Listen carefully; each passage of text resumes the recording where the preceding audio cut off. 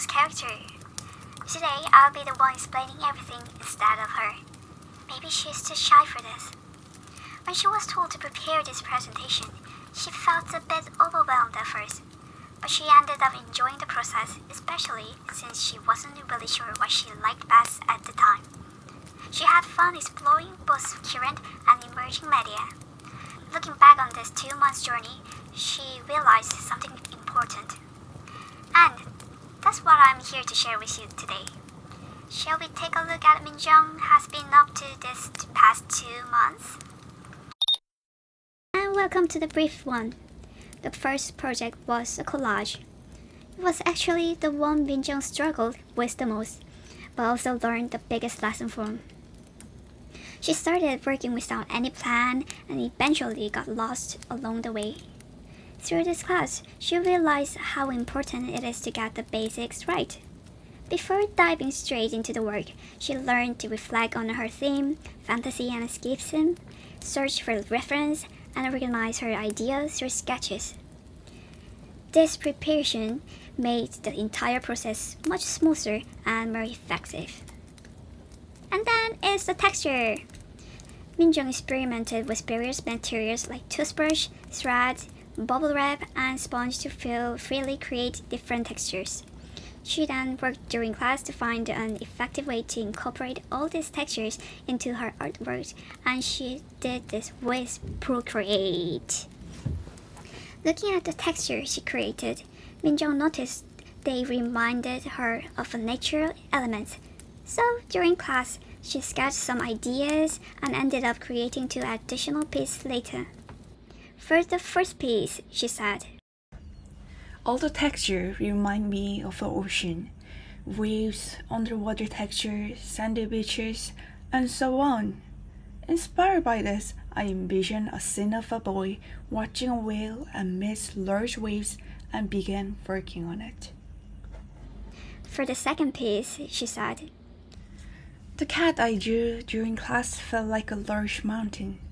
This led me to imagine a giant cat hiding in nature. I envisioned natural elements that complemented each texture and began creating the piece."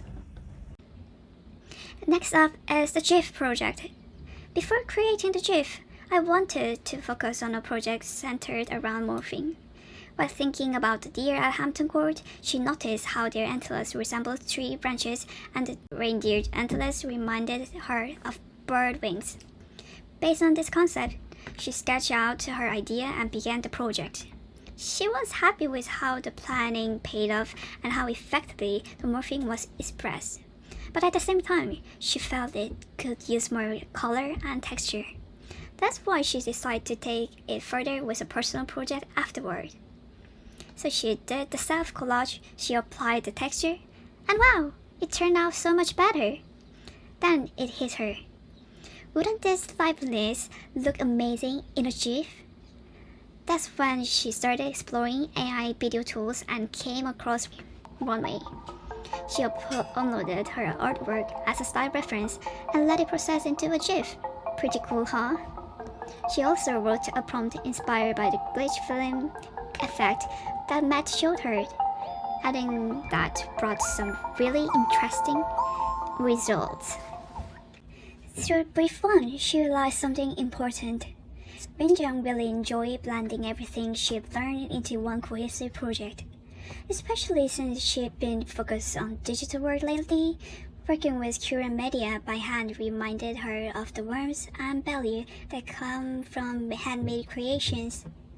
So the induction she attended made this experience even more meaningful, adding a unique touch to the process. In the brief 2, she delved into emerging media. Welcome. Particularly focusing on AI and its implications for illustration. A pivotal moment was the 2022 incident, AI-generated artwork Theater the Opera Spatial, which won the first place at the Colorado State Fair's annual fine art competition.